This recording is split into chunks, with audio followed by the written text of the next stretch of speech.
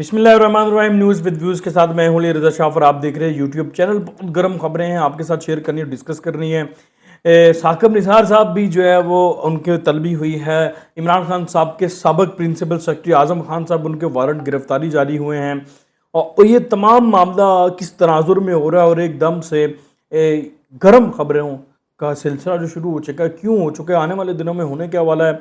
इसके अलावा इमरान खान साहब के हवाले से उनको जो अदालत ने शोकाज नोटिस जारी किया तौहीन अदालत पर, उनको ज़ाती हैसियत में जो तलब किया है, उनके साथ आने वाले दिनों में क्या होगा, उसके कुछ लीगल एस्पेक्ट्स हैं वो हम डिस्कस करेंगे। शुरू कर लेते हैं इमरान खान साहब के ही तौहीन अदालत का नोटिस। गुज़श्ता दिनों जब इमरान खान साहब ने इस्लामाबाद में एक रैली निकाली शहबाज गिल की हमायत में, उस रैली में खिताब करते हुए इमरान खान साहब ने अपनी रवायत को बरकरार रखा और उन्होंने आईजी और डीआईजी को धमकियां दी। वो ब्यूरोक्रेसी को धमकियां देते आते हैं, वो पुलिस को धमकियां देते हैं जब भी अपोजिशन में होता है। उनका ट्रैक रिकॉर्ड है, माजी में भी यही करते हैं, लेकिन इस दफ़ा वो थोड़ा सा ज़्यादा कर गए। ज़्यादा ये कर गए कि अदालत को भी धमकी दे गए। जो मजिस्ट्रेट हैं ज़ेबा चौधरी, उनको भी धमकी दे गए और वो उनको उनके लिए जो उन्होंने अल्फाज इस्तेमाल किए वो बड़े नामुनासिब थे। वो आगे जाके हम डिस्कस करते हैं क्या उन अल्फाज पर उनको माफ़ी मिल सकती है या नहीं मिल सकती, उनके अल्फाज की नोयत क्या है। अच्छा, अब ये सब जब कर गए तो उसके बाद अदलिया के एक इम्तहान था। इम्तहान इसलिए था कि माजी में भी जब इस तरह की कोई भी ज़ुबान जजिस के बारे में, अदलिया के बारे में इस्तेमाल करता रहा तो उसे सज़ा मिलती रही है। कोई 6 माह जेल रहा है, कोई अपनी जो है वो नाहली करवा के बैठ गया, 5 साल इलेक्शन नहीं लड़ सका। मतलब इस तरह के मामला होते रहे। दानियल अजीज़ की, तलाल चौधरी की, निहाल हाशमी की मिसाल हमारे सामने है। तो इमरान खान साहब के मामले पर भी फिर अदालत को मजबूरन नोटिस लेना पड़ा और ये नोट था रजिस्ट्रार का। लोग ये कह रहे हैं कि सो मोटो है और सो मोटो का इख्तियार नहीं होता इस्लामाबाद हाई कोर्ट को, लेकिन ये एक तो ये मतहत अदालत इस्लामाबाद हाई कोर्ट की अपने जज की हिफाजत करना, अपने जज का तकद्दुस बहाल रखना, ये अदलिया उस अदालत का इस्लामाबाद हाई कोर्ट का फ़र्ज़ है और वो कुछ भी कर सकते थे इसके ऊपर। लेकिन उन्होंने रजिस्ट्रार के नोट पर जो है वो नोटिस लिया और कल लार्जर बेंच बनाया था। लार्जर बेंच में जस्टिस मोहसिन अख्तर कियानी साहब इसकी सरबराही कर रहे थे। जस्टिस मियां गुल हसन और जस्टिस बाबर स्टार साहब इसके रुकन हैं। इस 3 रुकनी बेंच ने आज समाअत की है और समाअत में जो बड़ी खबर है वो ये है कि उन्होंने इमरान खान साहब को ज़ाती हैसियत में तलब कर ली। ये सबसे इंपॉर्टेंट चीज़ है। अब इमरान खान साहब ये समझ रहे थे कि शायद वकील के ज़रिए जवाब जमा कराएंगे, माफ़ी शाफ़ी मांग लेंगे, एक्सप्लेनेशन देंगे और मामला रफा दफा हो जाएगा, लेकिन नहीं, अदालत इस वक्त शायद इंसाफ करने के मूड में है तो उन्होंने इमरान खान साहब को ज़ाती हैसियत में एक तो तलब कर लिया है 31 अगस्त को। लेकिन उस समाअत के दौरान जो हुआ और क्या है, इमरान खान साहब को माफ़ी मिल सकती है नहीं मिल सकती, इसके ऊपर हम डिस्कस करते हैं। समाअत के दौरान अदालत ने कहा कि वज़ीर आज़म रहने वाले लीडर से इस तरह के बयान की तवक्को नहीं की जा सकती। और फिर अदालत ने यह भी कहा कि अगर इन्वेस्टिगेशन में कोर्ट्स में मुदाखलत नहीं करती, फिर अदालत ने यह भी कहा कि जो इन्वेस्टिगेशन चल रही होती है, तहकीकात चल रही होती है, उसमें तो कोर्ट्स भी मुदाखलत नहीं करती। अदालत का जो मतहत अदालत का जो काम होता है उसमें कोर्ट्स भी अदालत में मुदाखलत नहीं करती और आपने खतून जज को डायरेक्ट धमकी दे दी। अगर ये माहौल बनाना है तो काम तो होगा ही नहीं। पूरे पाकिस्तान में जजेस काम कर रहे हैं, कोर्ट फैसला देगी तो उसके खिलाफ तकरीरें शुरू कर देंगे।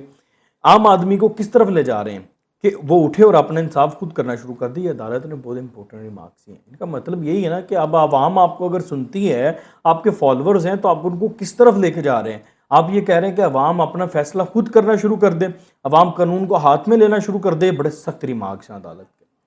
उसके बाद अदालत ने यह भी कहा, अदालत ने जो एडवोकेट जनरल इस्लामाबाद के हैं वो पेश हुए थे तो उनसे डेफिनेटली वो हुकूमत के नुमाइंदे थे, उनसे उन्होंने इस्तफसार किया कि क्या अब उस खातून जज को जिसको धमकी दी है अजाफी सिक्योरिटी देने के लिए तैयार है। उन्होंने कहा जी बिल्कुल हम सिक्योरिटी देंगे। बेसिकली अदालत उनको सिक्योरिटी प्रोवाइड करवाना चाह रही थी, तो अब उनकी सिक्योरिटी में भी इजाफा कर दिया गया। और फिर जस्टिस मोहसिन अख्तर कियानी साहब जो कि इसके बेंच के सरबराह हैं, उन्होंने कहा जी संजीदा मामला है और सिर्फ इस्लामाबाद की मातहत अदालत की जज तक महदूद नहीं है। ये भी बड़ा मानीखेज बात है। बेसिकली इससे तो ये मतलब निकलता है, अखज़ किया जा सकता है कि वो ये कह रहे हैं कि फिर ये तमाम जुडिशरी को धमकी है, ये तमाम अदलिया का मामला है। तो जब तमाम अदलिया का मामला है तो इसको फिर इस तरह से स्पेयर तो नहीं किया जा सकता। अच्छा, उसके अलावा अब इसी मामले पर 3, ये तो रुकनी बेंच है, तो 3 से ज़ायद जजेस रखने के लिए, यानी कि मज़ीद इसको लार्जर करने के लिए एक नोट लिख के चीफ जस्टिस को दे दिया गया। Chief justice Islamabad high court को उनकी तरफ भेज दिया गया कि वो इसके ऊपर फैसला करेंगे कि इसमें मज़ीद जज शामिल करने के नहीं करने। और chief justice Islamabad high court 26 अगस्त को वापस आ रहे हैं। وہ چھٹیوں پر تھے.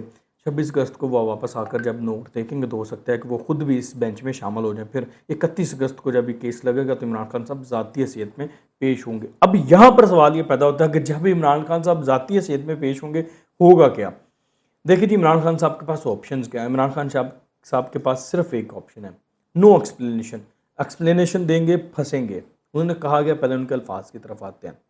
انہوں نے کہا زیبا، یہ انہوں نے پہلے بولا، آپ بھی تیار ہو جائیں، آپ کے خلاف بھی ایکشن لیں گے، پھر ان کا کیس کریں گے. پھر اگر شرم آنی چاہیے آپ کو. آپ ان الفاظ پر جج کے بارے میں آپ یہ الفاظ بول رہے، کوئی ایکسپلینیشن نہیں ہے. یہ تو اثر انداز ہونے کی کوشش کی اور ساتھ آپ نے دھمکی دی. چاہے آپ نے قانونی رستہ اختیار کرنے کی کوشش کی، لیکن آپ کے الفاظ کا جو چناؤ ہے وہ توہین عدالت کے زمرے میں آتا ہے اور جج کو دھمکی کے زمرے میں آتا ہے. اس پہ ایک ایکسپلینیشن تو کوئی نہیں بنتی. اگر عمران خان صاحب ایکسپلینیشن کے چکر میں پڑے پھر تو گئے. ایک بات. دوسری بات، اگر عمران خان صاحب سادہ رستہ کیا ہے ان کے پاس، اگر وہ بھی عدالت پہ ڈیپینڈ کرتا ہے کہ عدالت اس رستے پہ ان کو معافی دیتی ہے کہ نہیں دیتی. رستہ یہ ہے کہ وہ معافی مانگ لیں. معافی وہ مانگے. اگر وہ سادہ معافی مانگتے ہیں پھر بھی بچت نہیں ہوتی ہے. عدالت یہ کہے گی یار یہ کیا کر رہا ہے، یہ صرف معافی مانگ رہا ہے. مطلب صرف معافی سے مراد ہے کہہ رہا ہے چلو جی ٹھیک ہے جی غلطی ہوگی. نہیں، انکنڈیشنل معافی. ایک ہوتی ہے صرف معافی، ایک ہوتی ہے انکنڈیشنل معافی. سنگین غلطی ہوگی ہے جی میرے سے، مجھے معاف کر دیں، یہ معافی. پھر وہ بھی عدالت پہ ڈیپینڈ کرتا ہے کہ عدالت اس معافی کو ایکسیپٹ کرتی ہے یا نہیں کرتی. اگر عدالت نہیں ایکسیپٹ کرتی، عدالت سزا دینے پر آتی ہے تو عمران خان صاحب 1 منٹ میں نااہل ہو جاتے ہیں اور وہ 6 ماہ جیل بھی رکھ سکتے ہیں. عمران خان صاحب کو 5 سال کی نااہلی تو ہے ہی ہے، 6 ماہ جیل بھی جانا پڑے گا. تو یہ سارا معاملہ اب 31 اگست کو دیکھتے ہیں اس کے اوپر ہوتا کیا ہے. اب وہ عدالت پہ ڈیپینڈ کرتا ہے کہ عدالت کون سا رویہ اختیار. ایک اور جو امپورٹنٹ خبر آپ سے شیئر کرنی ہے جس کے اوپر ہم نے بات کرنی ہے وہ یہ ہے کہ ثاقب نثار صاحب کو پبلک اکاؤنٹس کمیٹی نے طلب کیا ہے. ان کو جو ڈیم فنڈز تھا اس میں طلب کیا گیا ہے. ڈیم فنڈز کا جب معاملہ آیا آج پبلک اکاؤنٹس کمیٹی کے سامنے، اس کا آڈٹ کرنے کی بات معاملہ چلا تو اس میں یہ انکشاف ہوا کہ ڈیم کا جو ٹوٹل فنڈ تھا وہ 9 ارب اکٹھا ہوا. 9 ارب اکٹھا ہوا، اس میں سے 13 ارب جو ہے وہ اشتہارات کی مد میں دے دیا گیا. یہ سمجھ نہیں آئی، جب اکٹھا ہی 9 ارب ہوا ہے، 13 ارب اشتہارات کی مد میں کہاں سے دیا گیا، وہ کیسے دیا گیا؟ یہ ایک بڑا سوال تھا اور اس میں کچھ بے ضابطیاں تھیں. تو پھر پبلک اکاؤنٹس کمیٹی کے جو چیئرمین نور عالم خان صاحب، ان کے سامنے جب یہ سوال اٹھایا گیا، انہوں نے بتایا گیا کہ ڈیم فنڈ کو مکمل طور پر جو ہیڈ کر رہے تھے وہ تو ثاقب نثار صاحب تھے. تو انہوں نے کہا جی وہ تو متنازع آدمی ہے اور ان کو تو بلانا چاہیے. تو انہوں نے اب ان کو ذاتی حیثیت میں ثاقب نثار صاحب کو بھی طلب کر لیا ہے پبلک اکاؤنٹس کمیٹی میں. اب دیکھتے ہیں کہ ثاقب نثار صاحب اس پہ ایکسپلینیشنز کیا دیتے ہیں، کیا جواب دیتے ہیں. کیونکہ وہ ایک تو ان کا کام نہیں تھا فنڈ اکٹھا کرنا، وہ چیف جسٹس تھے، چیف ایگزیکٹو نہیں تھے، ان کا کام ہی بالکل نہیں بنتا تھا. وہاں وہ آرڈر کر سکتے تھے گورنمنٹ کو، وہ سب کچھ گورنمنٹ کرتی، لیکن وہ نہیں. لیکن انہوں نے کیا، اب ان کو جواب بھی دینا پڑے گا. جب انہوں نے وہ کام کیا تو اب کوئی اس پہ یہ نہ کہے کہ وہ جج تھے اور وہ سپریم کورٹ کے چیف جسٹس تھے اس لیے کہ نہیں. اب انہوں نے جو کام، اگر وہ کام جو ان کا نہیں تھا وہ کیا ہے تو اب اس پہ جواب بھی دینا پڑے گا.